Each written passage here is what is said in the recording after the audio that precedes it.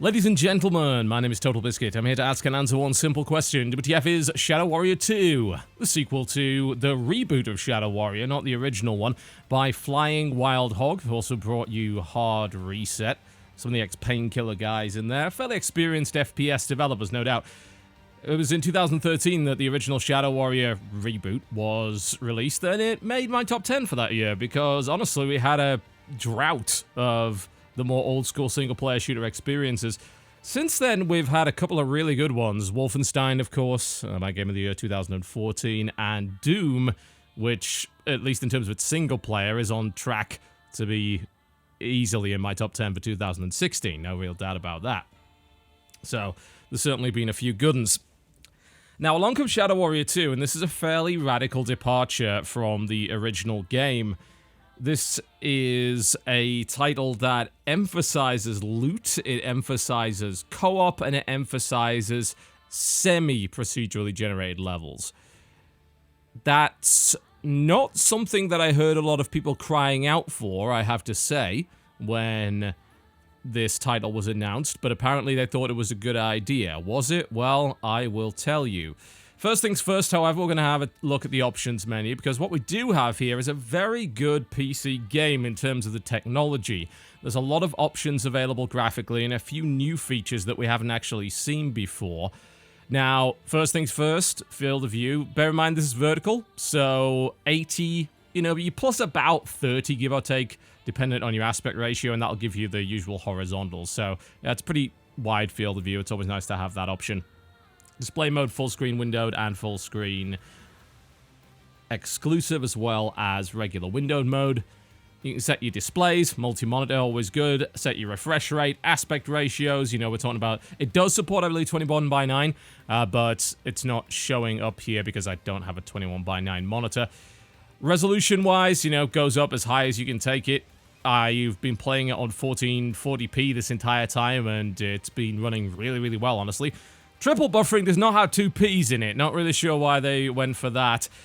Is an interesting little feature. This is actually the first PC game to offer true HDR support. You might be thinking, wait, wasn't HDR supported in things like Half-Life 2 Lost Coast ages ago? No, that wasn't real HDR, and that's obviously emerging technology that we're going to be seeing over the next couple of years. So this is the first game to support that. And also, I believe it is the first game to use NVIDIA's multi-res shading technique. Now, this is a technology that allows you to gain quite a significant boost in frame rate by dynamically downscaling the peripheral textures. By that I mean the textures around the edge of your display and vision. So the stuff that you're generally focused on, i.e. the center of the screen, that's going to be rendered at full resolution. However, the stuff around the edge, they're going to render it at a lower resolution.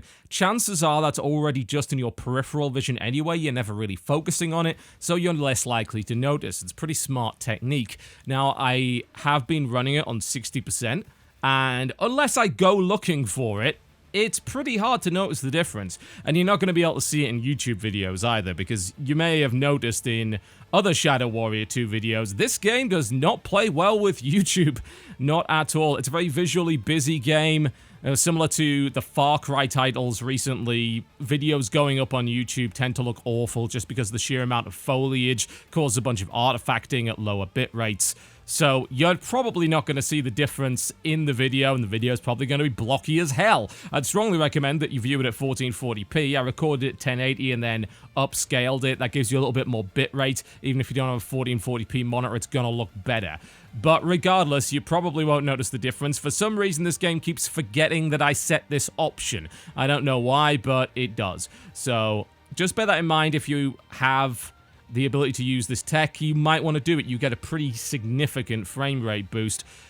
Texture resolution, resolution scale, plenty of options here to make this look even better. Anisotropic filtering, temporal AA, fog shadows, and all this sort of thing. Now, I did turn some of this stuff off, because one of the big complaints I'm going to have about this game is just how bloody visually busy it is. So I got rid of things like motion blur, lens flare. I wanted to turn down the particles because they are excessive, although even that didn't really help. So I gained a few extra frames here and there, but I gained a little bit more visual clarity. Unfortunately, it didn't help as much as I'd hoped. So graphically, there's not really a lot missing. I mean, this is certainly an options menu engorged with wonder. Plenty of things here. You know, this is the mark of somebody that knows what they're doing on PC. Can't really argue with that. Now, in terms of the game and HUD, it's not as expansive as I would like. There are some useful features, no doubt. The ability to mess around with the minimap and what it shows on the minimap.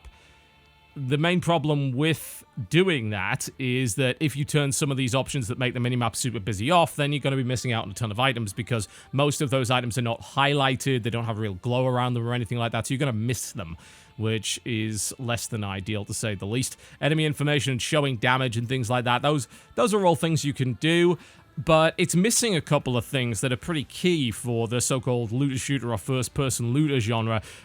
You know, for a big example, for instance, it doesn't have an option to auto-pick up absolutely every item in the game. Now, if you hang around loot for a couple of seconds, it will grab it, but for some inexplicable reason, some of the other pickups have to be picked up manually. These include key quest items. I cannot imagine why they would do that. You know, these are things that there's no reason not to pick up. So that's missing. You know, you can do use and pick up with the attack key, but yeah, that's not ideal in the middle of a fight. You know, you may accidentally grab something instead of shooting or taking a swing, so that's not particularly good.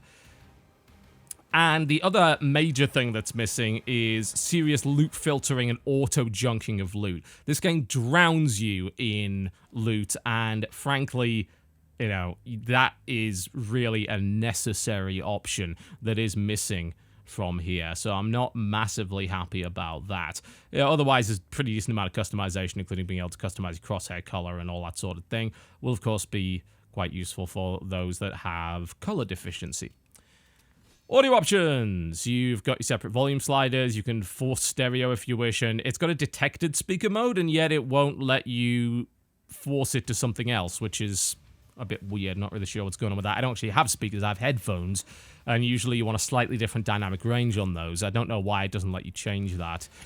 Now, in terms of mouse and keyboard options, you can rebind pretty much everything, so there's very little to complain about there.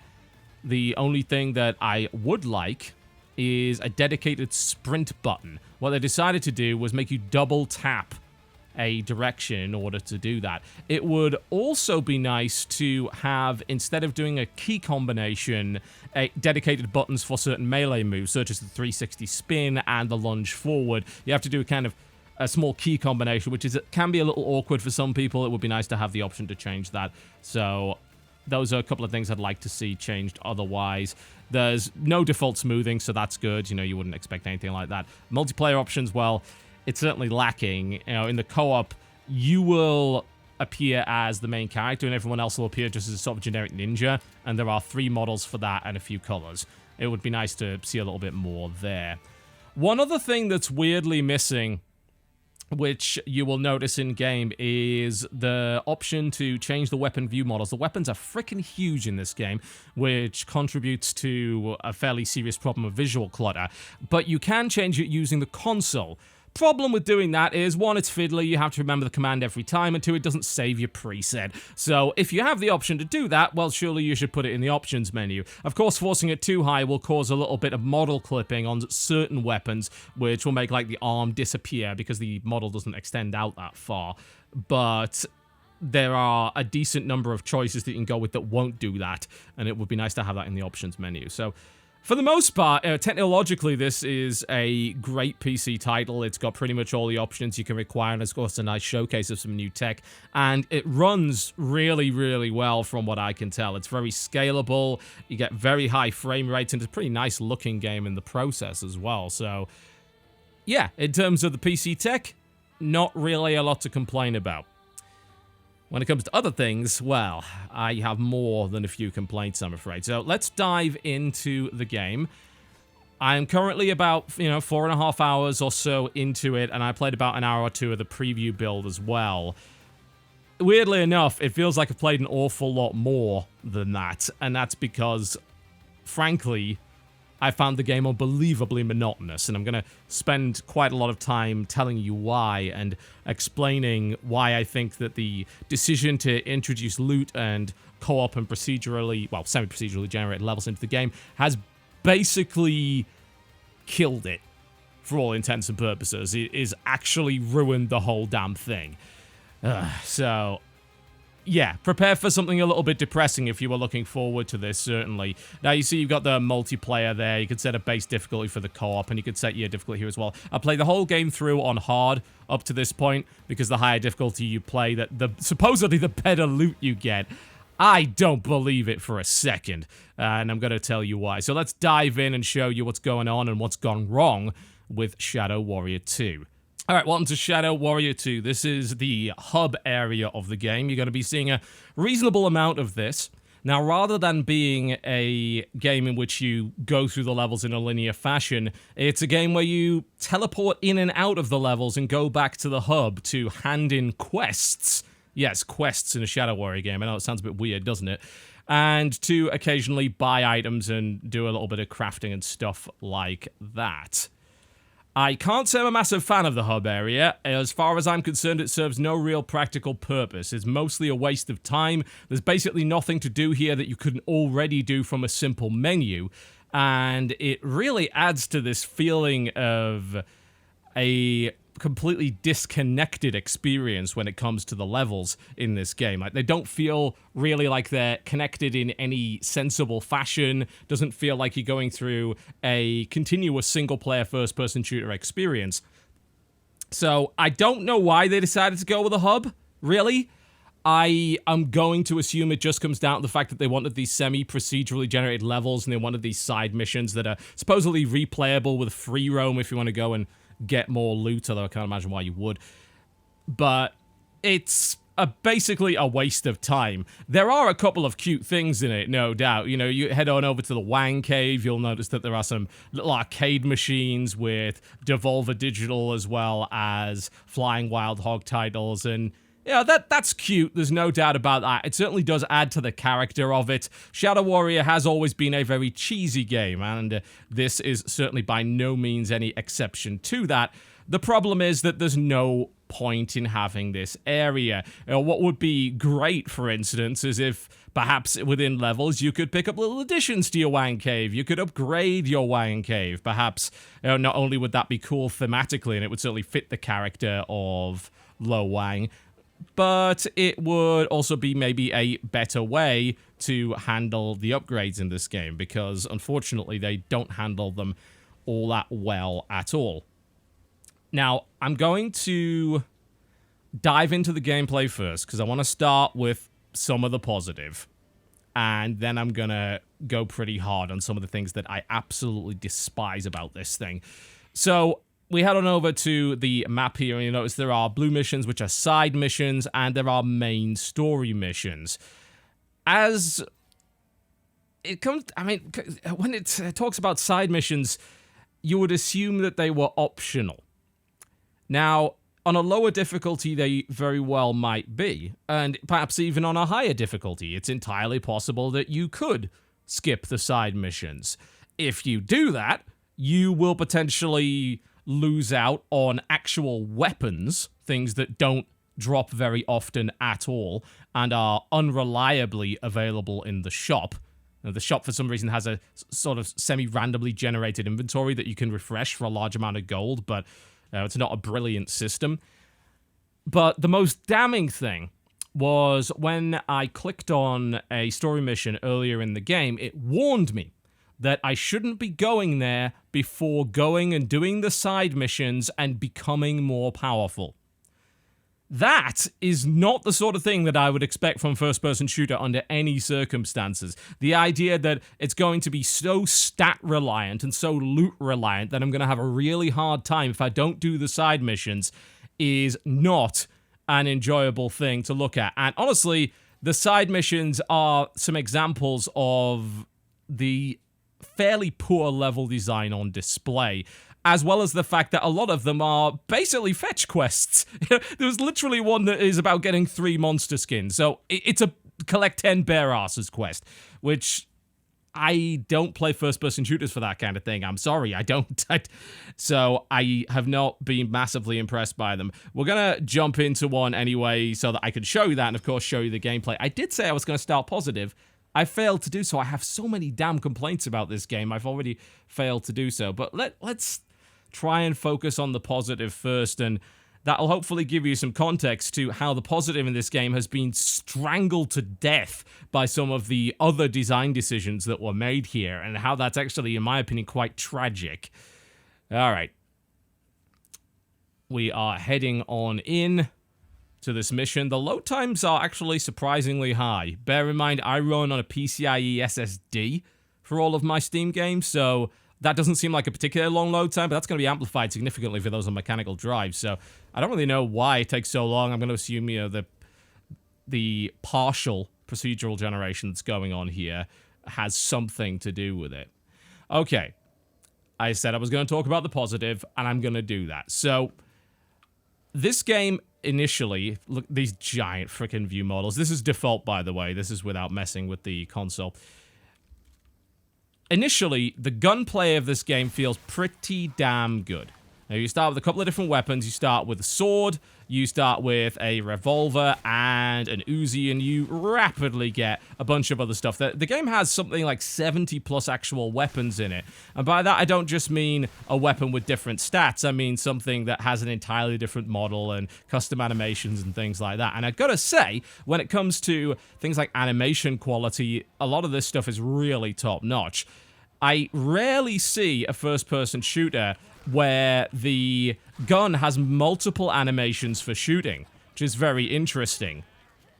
Usually you get the same animation every shot you take, but that is not actually the case this time around, and that is a very intriguing thing indeed, as far as I'm concerned. You know, it looks pretty damn good, and you'll have noticed some nice meaty shots. Now, we talk about, it's a word that's used quite a lot, the idea of meaty gunplay.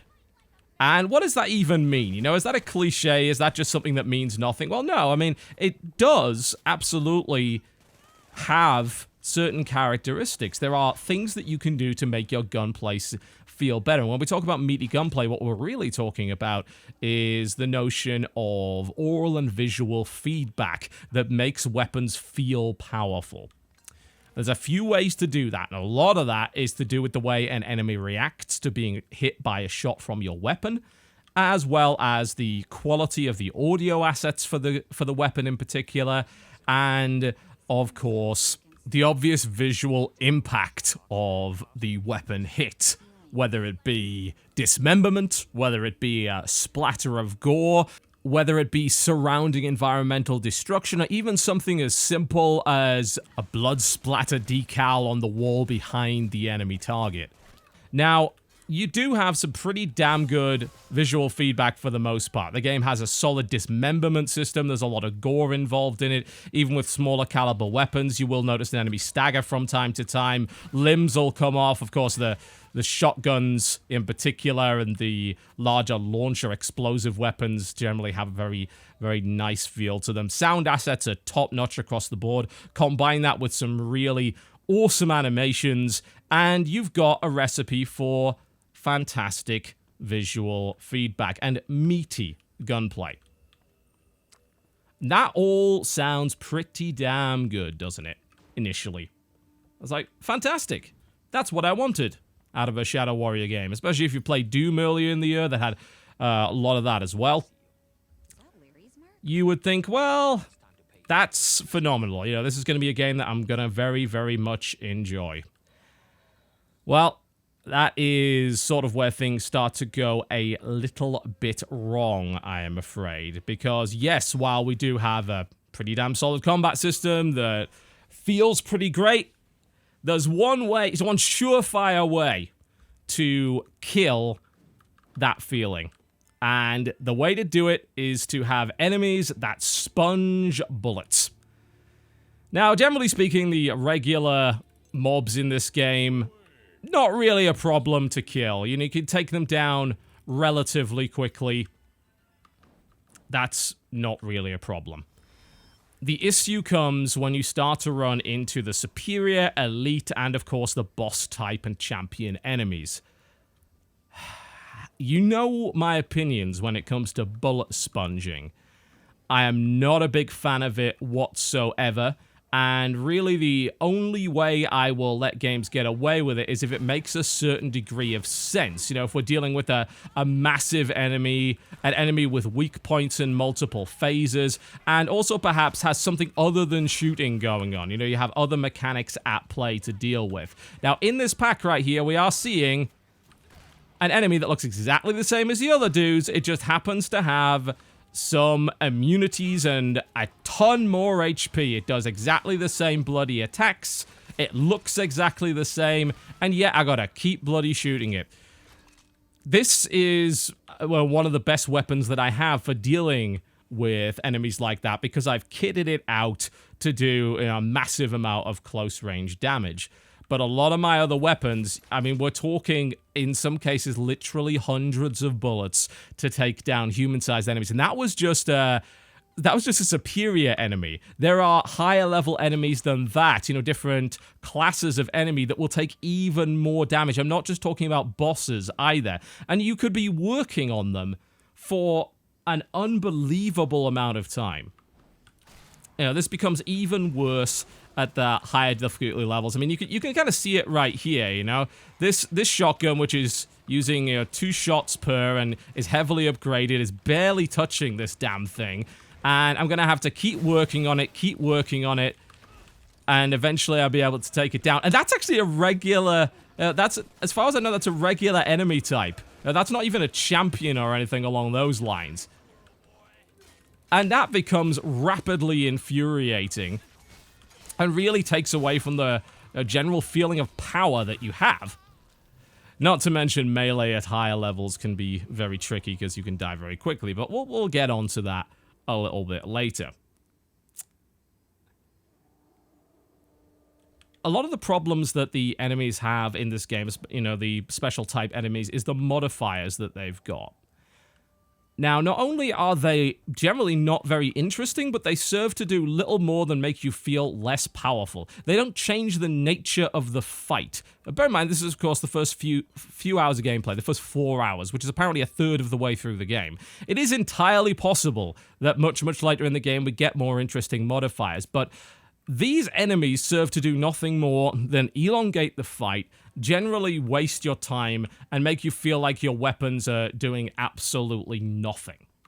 They're not more interesting to fight at all. There's really not an awful lot of point in them being there. It would make more sense to just have the more powerful enemies be the bigger ones. Be the giant robots, be the trolls and huge demons and stuff like that, and not have a human-sized enemy that looks the exact same as the regular trash mobs be inexplicably 30 times tougher than them. When it comes to modifiers, there's a lot of stuff that's based around an elemental system and elemental resistances. There are ones that are immune to certain elements, there are ones that are resistant to certain elements, and yet I never really see a modifier that fundamentally changes the nature of the fight. It just reduces the amount of damage coming in. Now, there are a set of problems with that. And not only is that dull as hell, but when it comes to the elemental system, it is literally pointless. Now, the reason I say this is because the game's loot system is based around the idea of gems. And these gems are upgrades which can be put into the different weapons. You can put 3 into each weapon at any given time. And one of those gem types is an elemental gem type. That means you're able to add an elemental effect to your weapon. Sounds interesting, right? As far as I know, the only elements are ice, fire, poison, and electricity. I don't recall there being another one. All right, well, this guy in a fedora is apparently going to be resisting my best weapon. So that's going to be really fun. He is immune to all of my powers, so I can't use those. I'm just going to keep working on it and keep dodging around, though. I mean, it feels absolutely ridiculous, honestly, to see a guy that can do that. It's like, hey, yeah, you'll die eventually. There we go. That's one of the less tough guys in the game, honestly. I've encountered ones that are way, way worse than that. Anyway, I was talking about the elemental system. So you can add it, in this case I added frost to this, and it adds a nice little visual effect to the weapon. And in terms of cosmetic customization anyway, that's pretty damn good. Here's the thing. The way the gem system works is that they can all be swapped at any given time. Let me demonstrate. In the middle of this fight, I hit my inventory button, and over to my weapon I go. I can swap out gems at any time. No problem whatsoever. That means the elemental resistance system is absolutely pointless. The chances are you're going to have a ton of gems, and those gems are going to cover every elemental type. If I run into an enemy that's like, oh, this is resistant to fire or immune to fire damage, which is obviously going to lower my DPS overall and make the fight much, much longer, I can literally just pause the game, swap the gem out in my weapon, and go to town. So what's the point in the system even being there? Those resistances are a complete and total waste of time, and the vulnerability system is also completely pointless.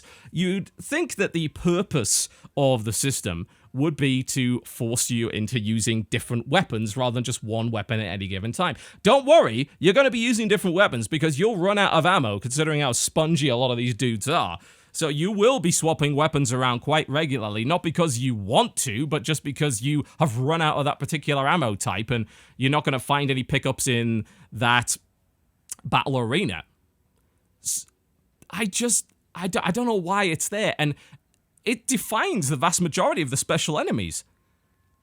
They have very few other interesting characteristics. I've seen, like, health regen. I've seen mighty, which, I mean, I honestly don't even know what that does. And I've seen a quicker enemy that moves slightly faster. When you talk about modifiers to special enemies in games like Diablo, then you are looking at enemies that fundamentally change the nature of the fight they're in. And they force you to change your tactics. That is not the case in this game, which means that those special enemy types are just there to waste your time and make you feel less powerful. Now, let's talk about loot, because here's where things go horribly wrong. All of this stuff up to this point, it's forgivable. The loot system, no. No. Now, rather than go down the route of providing you with a ton of guns, like, say, Borderlands, it's gone down the route of giving you a smaller number of guns, which it generally drip feeds you through quest rewards. Very, very rarely do they drop. I think I maybe had 4 in 4 hours total randomly drop. And you can keep these weapons permanently, and then you can upgrade them with 3 different gems. So, in this case, I have my King Skeletor machine gun right here, and here are the gems I've got. Paralyzing Aspect, 7.3% electricity damage. Sensitive Component, minus 10% elemental resistance, and a little bit extra damage and electrocute effect vulnerability. Did I deliberately pick dumb and boring gems? No, I didn't. If this game has interesting loot, it has yet to give me any. If we head on over to upgrades, you're going to see an obscene number of items. In weapon upgrades, I have 57 gems. 11 fire mode gems, 6 armor upgrades, 32 elemental upgrades, 21 armor upgrades, 4 amulets, 11 power upgrades, and 4 multiplayer upgrades. Outside of the fire mode upgrades, every single one of these is a marginal percentage-based increase to a boring-as-hell stat. Even the really high-rarity, high-level stuff. This is a super rare item, apparently. Oh. Gives you 6.8 mana after you kill an enemy, gives you 2.6% mana drain, and decreases the size of the ammo clip. I'm sorry, that's a level 53 legendary gem. Surely that's just one bad example. No. Little percentages here and there to dumb frickin' stats, and the most powerful items have a downside. So, you don't even necessarily want to use the higher rarity stuff. You're probably better off just slotting something that gives you a little bit extra. This system is astonishingly dull. The game drowns you in drops, and most of them are terrible. Even the higher level, high rarity stuff, the stuff that drops from bosses and rare enemies that you'd expect to be really exciting, isn't. The fire modes are the only interesting ones, and the problem with the fire modes is that the vast majority of weapons are actually incompatible with them. these only work on a very small subset of weapons. It is entirely possible to grab a fire mode gem for a weapon that you don't have and may never get. You'd think, stuff like a dual wield option. You could go super silly with this, dual wield rocket launchers and grenade launchers, things like that. No, the game doesn't let you do that. As far as I know, the only weapon I even have that lets me dual wield is the Uzi. I don't think I can even dual wield anything else, which is just mind-boggling to me. That sounds like a really fun way to go, dual wielding super big, huge guns. But no, the game doesn't let you do it. What's also pretty damn annoying is it doesn't even tell you what items are compatible with this and what aren't. When you try to add a gem from this menu, if you already have full gem slots in a weapon, it will not allow you to socket it in. You have to remove an item first. If I go to Magical Solar Key and it's like, oh, is that only compatible with these? No, it's compatible with pretty much every weapon I've got. But notice that all of these weapons have open slots. This makes figuring out which weapons are compatible with what upgrades, as well as doing the upgrade process, unbelievably fiddly. Not to mention that simply because the sheer number of upgrades that you get, you're going to be checking this menu on a fairly regular basis and realizing that everything you've got sucks or is a tiny, tiny, tiny marginal upgrade. What's even more irritating is that there are literally different names for the same kind of gem. Now, usually you have a system whereby you can identify what a drop is by things like the suffixes and prefixes. And the game has that, but I have had plenty of gem drops with completely different names that are the same thing, like critical damage. One is like 7%, one's like 9%. And they have different names, completely different names, not even similar. So you have to go to this menu. You can't even recognize the drops most of the time by their name. You have to go to this menu on a frequent basis to look at what you got. Now, I'll tell you this. This is a giant momentum killer. With the elemental thing that I was talking about earlier, where you can swap the gems out in the middle of a fight to make sure that all vulnerabilities are utterly pointless, and you should do that. That's the optimal way to play. That's the way to min-max, and that's the way to take down enemies most effectively. The game certainly encourages you to do it. You are constantly interrupting the flow of gameplay to look at this boring-ass, disorganized menu, full of cryptic names for tiny little upgrades that are all astonishingly dull. It's completely out of place in a game like this. And what bothers me more than anything is that, especially at the higher difficulty levels, you cannot ignore it. You might be saying to yourself, well, I'm just going to ignore the loot system and use the weapons. Okay, cool, you want to do that? Right, well, enjoy even more spongy enemies. Enjoy the game being unnecessarily difficult, because if you don't keep updating your weapons, then you are going to have a suboptimal experience. Of course, you should always update your weapons. What would be the point in loot drops if you didn't use the best one? What would be nice is if there was an automatic option to equip a better version of the same gem, because you get that so very often. You really, really do. If I head over to my weapons here, let's look at what's, say, in my shotgun right here. Aspect of Killer, damage to large enemies. It's a level 26 version of it. I probably have higher level versions of this. What would be really, really great is if you could auto-upgrade. So you could say, right, I know what kind of stats that I want in my weapon, but I'm constantly getting drops that are slight improvements to it. I need to upgrade it. But no, you have to do it all manually, and you can equip 8 weapons at once. That is 24 gems that you have to keep constantly updating all the bloody time. It is an astonishingly dull system. It may very well be the worst loot system I have ever seen. Everything about it is boring, with the exception, again, of those fire modes, which, unfortunately, don't drop all that often. I think I think I've had 11 in 4 hours total. I don't think I've got rid of any of them. And then you've got these amulets, and you might think, well, that would be interesting. These are character defining. You can only wear one of these. Well, again, they're just damage upgrades for the most part. They make some maybe minor changes in playstyle, but honestly, stuff like this, for instance, the Wizard Stone, you can't really use your magical chi powers as a playstyle. They supplement the gunplay. You don't have anywhere near enough of them. There was only about 5 of them in the game total, and they don't do enough damage. Well, half of them don't do damage anyway. And hell, most of the bosses are immune to them. Even the special enemies are immune to them. So you'd think if you're wondering if these are going to be massive changes to playstyle, no, they really, really are not. The multiplayer upgrades are the most insulting, I think. The idea of there being any kind of co-op synergy, well, you can take one look at the multiplayer upgrades and you can see that that is surface level only. Woo! I wear my one amulet, co-op player resistance 4.7%. How exciting is that? I mean, look at this stuff.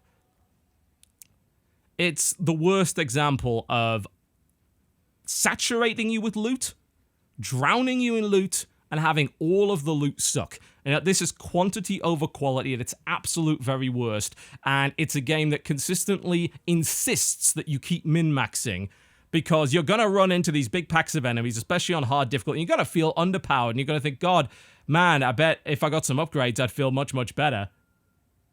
Oh, good lord. There are other problems with the loot system as well. For instance, selling it, getting rid of this junk loot, is it not a pain in the ass? You have the option to mark a item as junk, but you have to manually do it. You have to click for each and every one of them. I have 50 plus gems that I don't want. And I'd have to go through all of them. It's no easier to mark as junk than it is to sell. There's no way to automatically mark certain rarities or levels as junk. So that is a pain in the arse. It's no quicker to do it. You know, you're better off just, once you're in the hub, selling them all. You really want to interrupt your Slaughterfest, interrupt your gunplay to go to your inventory. It's like, oh, I got 6 new drops in that fight. Mark as junk, mark as junk, mark as junk, mark as junk. Good lord, you can't even mark multiple things as junk. You can't select multiple things at a time. Just a giant, giant pain in the ass. And this is the quality of loot on hard difficulty. The quality of loot on normal is even worse than this. I mean, where the hell are all of the cool procs and unique features that would make weapon loot interesting? Apparently, they are basically non-existent for whatever reason. There just aren't any. Maybe they are much, much later in the game, but here's the thing. I have no desire to go further into the game to find that out. You've got to keep people interested from the very start when it comes to your loot system. Cool, you know, give them a lower level unique that does something really cool. Keep them interested that way. Keep them in a position where they desire to hunt for loot and acquire more loot. The desire to acquire more loot in this game, for me, just doesn't exist. The loot is a hindrance. It is a pain. It is maintenance. It is busy work that screws with the flow of the game in multiple ways. The game has an unbelievable number of, say, chests for you to go and loot. They're usually, in fact, they're almost always full of crap. I think I've seen maybe one weapon drop in them in 4 hours. So it's little gems and cash and health kits and stuff like that. You'll see them all over the minimap. You're going to spend a lot of time running around finding those, and in these semi-randomly generated levels, you can end up with in an area, like a small area that has 6+ chests, and they're not even highlighted in any way. You'll see them on the minimap, but they're not highlighted in the actual game themselves. So often they blend in with the environment, which takes some time to find. And you don't want to miss out on them, because maybe that is the one time where there's something amazing. More importantly, however, you need to find them to make sure you have enough ammunition, because you will run out otherwise, and melee, especially on harder difficulties, is where you get killed. You spend your time running around grabbing stuff, and it's not like they're even secrets either. The level design is, as far as I'm concerned, fairly poor, and a lot of it comes down to that semi-randomly generated nature of it. You're getting areas that are pre-built, but they're sort of being strung together in a fairly random order. You get these large portions of the map where nothing is going on, and the only thing you're doing is going into areas to grab loot and ammo and stuff like that.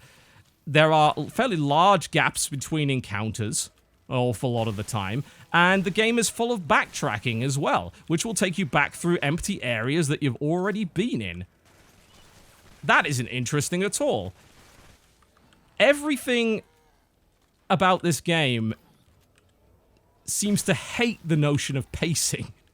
hate the notion of letting you get any momentum going whatsoever. Getting into that, what I call a shooter trance. You're probably familiar with it when you've played a really good first-person shooter and you really get into the rhythm of it. This game keeps stopping your rhythm at every possible opportunity. It's quite shocking, really. It really is, because the previous Shadow Warrior was fairly good in terms of its pacing, honestly. This, on the other hand, no, not at all. A series of fairly dull combat encounters which consist of little more than shooting an awful lot of bullets at some very tough enemies, not to mention using your basically unlimited dash to avoid almost all damage. You know, unless you're in melee, you're probably not going to get hit if you just keep dodging. It's so very easy to do. And the only thing stopping you from doing that is this game's tendency to present you with bottomless pits that instantly kill you that you can accidentally dash into. So do watch out for that. That is not particularly enjoyable. Now, there are some more handmade levels. The story levels are handmade, but the ones that I've gone through have not been particularly great, and some of them have dragged on. And you notice, in many cases, a big difference between the length of the side missions and the length of the main missions. Perhaps that is to be expected, but there is a massive difference between the two.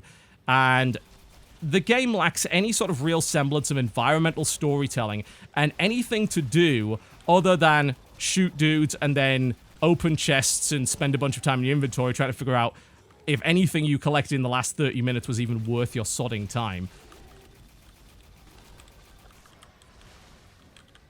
I'm not particularly happy with that. I'm not impressed by it. You know, do you go send them semi-randomly generated for replayability and co-op? I guess you do.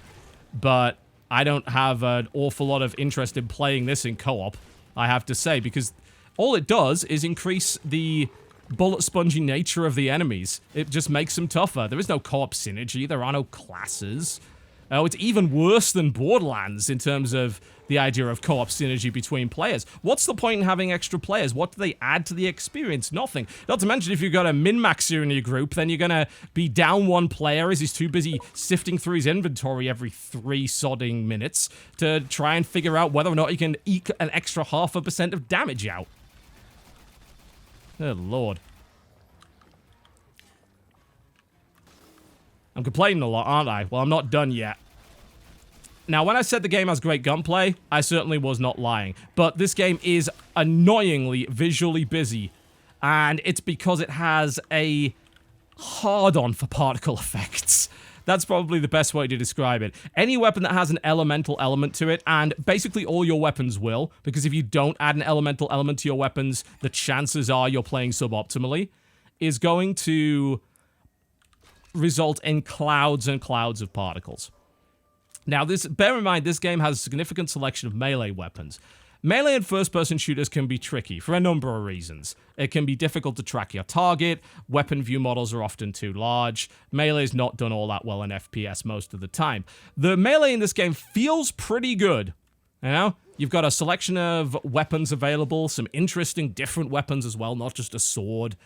And you also have a couple of special moves and things like that. Not to mention, if you draw a melee weapon, say you're using a ranged weapon, you go and draw the melee weapon, it'll automatically swipe as you do it. So you draw the weapon and you actually attack immediately. It's a great little system, actually. It feels really, really smooth. However, the overabundance of particle effects make tracking things in melee particularly difficult. I just wanted to bear in mind, by the way, that I set particles to low. This is the best possible scenario. It's a hell of a lot worse on high. Way, way worse. Oh, you thought I killed it? No, I did 5% damage. No. Oh, Jesus God. A lot of the enemies in this game are melee as well, so they're going to get right up in your face. And you're going to get freaking blinded by science. Particles everywhere. It's really difficult to see a lot of the time. And you know what it also does? It also really, in my opinion, ruins that great meaty weapon feedback I was talking about.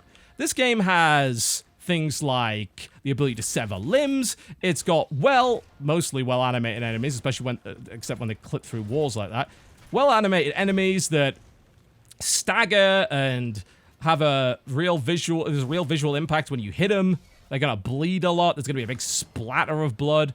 But you can't see it because of the clouds of green and blue and red that are going all over the place when you use elemental weapons.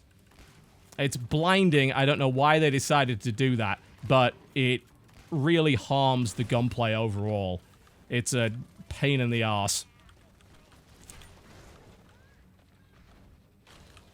While we're on the subject of the gunplay, can I also complain about the fact that for some reason they put aim-down sights in a game that clearly does not need aim-down sights? I don't think long-range combat even exists in this game, honestly. All of these guys are going to get up nice and close to you. You're going to fight them medium to short range. No real doubt about that. You know, not only do you have powerful melee weapons, but some of the best weapons in the game are shotguns. So you're going to be using those for the most part. Aim-down sights is pointless. Hipfire is accurate. You don't need it.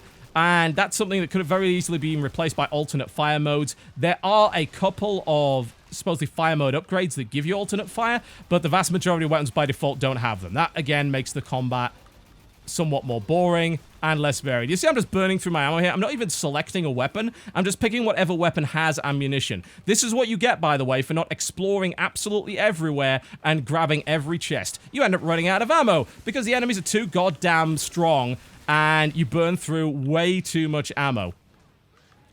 So there's no strategic choice in the weapons that I'm choosing here. It simply comes down to what weapon I still have ammunition for. You can clearly see it as well. It's not like I'm missing. I'm firing accurately. I'm hitting the targets. It's not to say that this chainsawing isn't a hella fun. You know, I admit that there's a very visceral satisfaction to it, but what is otherwise a good gunplay system is hampered by many different things. That lack of visual clarity is a real pain in the ass. And this encounter is just dragging on. I can't use my optimal weapons because I'm out of ammo for them, so I'm like, yeah, dodge around and so on and so forth. Can maybe use a power, although a lot of the enemies end up being immune to them anyway, so not really all that useful. I find this game to be tedious and monotonous. And it really comes down to those things. The poor level design, the overemphasis on the loot, the incredibly dull loot, as well as the side quests that really don't have an awful lot going on with them, and that lack of environmental storytelling. There is no such thing as pacing in Shadow Warrior 2, I'm afraid. And the fact that they decided to go with this looter-shooter idea is, as far as I'm concerned, trying to track a trend. It's putting a feature on the list that people have demonstrated recently that they will buy. Looter shooters are en vogue at the moment. Games with co-op are in vogue, even if the game doesn't need co-op. Even if the game doesn't do co-op remotely well. If all you're doing is adding extra players and extra HP to enemies, which you absolutely bloody well are in this situation. I think the fact that enemy's just ignoring the fact that I shot it with a tri-shot rocket launcher entirely. So yeah, I don't care. Pfft, screw you. Oh, now you finally decide to attack me. How lovely. There we go. I need some bloody ammunition. It's not dropping at all. I guess we can do a little bit of melee. At least that doesn't take ammo. 4 hours in, I felt like I've been playing for 12. And I don't want to play any more of it, I'm afraid. I really don't. I think it's a real shame that this series has gone in this particular direction. I don't think it benefited it at all, honestly. It absolutely did not. After playing Doom earlier in the year, which is one of the best single-player campaigns for a shooter, I think, of all time, it is that good. And seeing how that game did momentum and pacing and how often I got into that wonderful shooter trance. When I play something like this, I see an absolute ton of missed potential.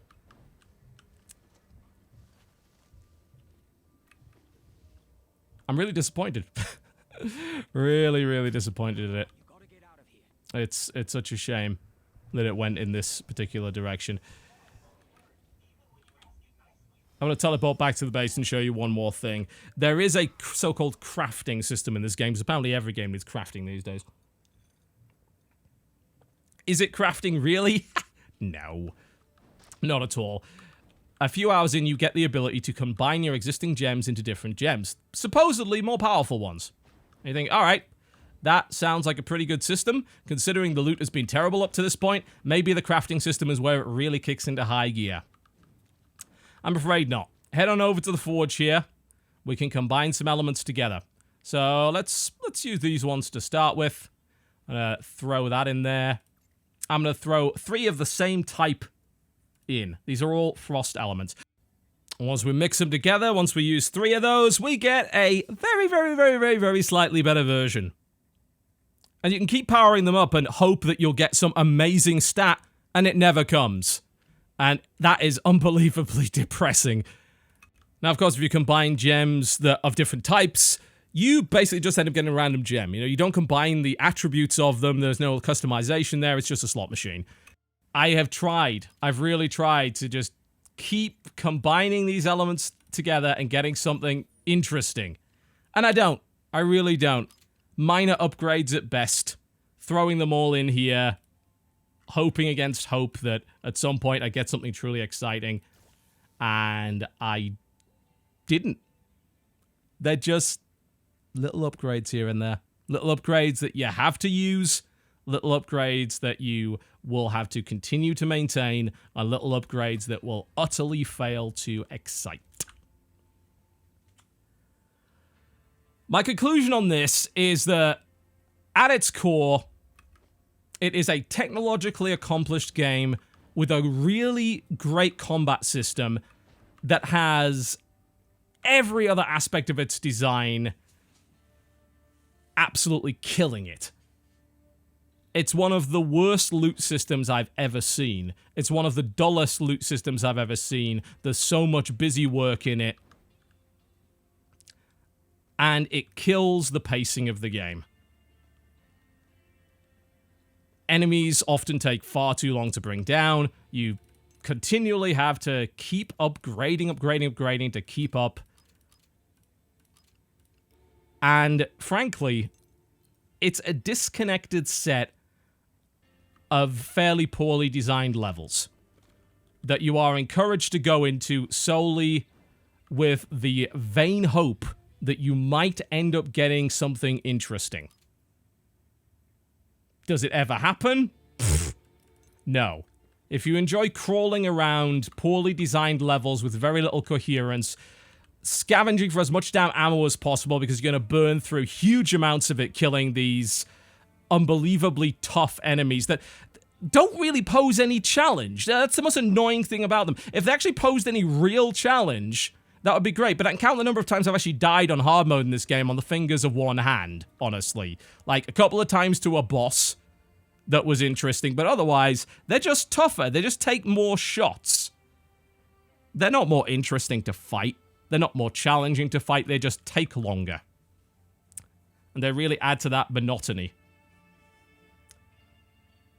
As far as I'm concerned, this is the complete wrong direction for the game. Like, the game is unsalvageable, kind of as a result of that. And I realize that quite a few people do enjoy looter shooters. But I don't even think this is a good looter shooter or first-person looter.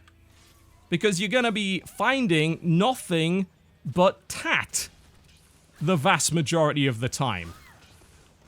Nothing but tiny little upgrades, no interesting procs, nothing that fundamentally changes the way that you play whatsoever. And of course, damage upgrades and elemental upgrades that are all basically the same thing. Since you can swap out at will, and you should, because of those constant elite or superior enemies with elemental vulnerabilities that take way too long to take down with your regular or preferred weapons. Yeah, I'm not going to be playing any more Shadow Warrior 2. To me, this is like the disappointment of the year so far. I was hoping for a lot more. I did think that, yes, there might very well be this particular issue with the title when I played the preview build. What I was hoping for is that the small preview build was just a slice. It wouldn't be indicative of the whole experience. It is absolutely indicative of the whole experience. I mean, hell, I think I just got a legendary item drop. What is it? It's a Stinging Core of the Eagle, 54% crit damage bonus and 10% damage to small enemies. That sums up the entire bloody game, doesn't it? Your legendary level 57 item is a minor stats tweak. No. I can appreciate the cheesy story. Hell, that's one of the better things about it. I can appreciate the dialogue and the silliness and a selection of cheesy music and silly lines and jokes and one-liners and silly characters. But in between all that, I'm managing a spreadsheet of crappy gems that I collect from uninspired levels and enemies that just didn't die fast enough. Nor were particularly challenging. I mean, I'm dying to enemies now because I've run out of ammo for all my good weapons, for God's sake. Gotta go scrat around the level looking for more of it now. Ugh. No. Looter shooters were a mistake. They really were. But even though I don't particularly like the genre, I think this is one of the poorer examples of it, and worse still, the bitter taste is that its inclusion ruined what could have otherwise just been a really great game if they hadn't bothered with loot, if they hadn't bothered with the nonsense of semi-procedural generation or co-op. Why do you even need loot? You've got 70 plus different weapons that handle differently. Why do you need loot as well on top of that? Why do you need those percentage min-max upgrades just to keep you competitive? You don't. It ruins the game, and it's not a system that you can ignore. Shadow Warrior 2, ladies and gentlemen, available on Steam and GOG.com for $40 or your regional equivalent. My name has been TotalBiscuit. Thank you very much for watching, and I'll see you next time.